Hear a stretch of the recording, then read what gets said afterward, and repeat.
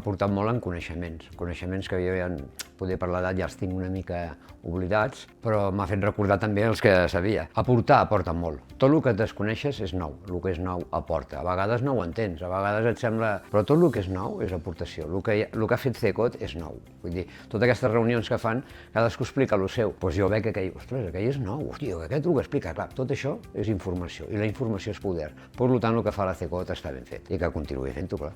Sí que ho recomanaria, però més que ho recomanaria, diria que fins li invitaria que anés a buscar-la. Perquè, clar, una cosa és que et convidin i a vegades vens, com jo vaig vindre el primer dia, no m'hi trobava, perquè, clar, això és empresa.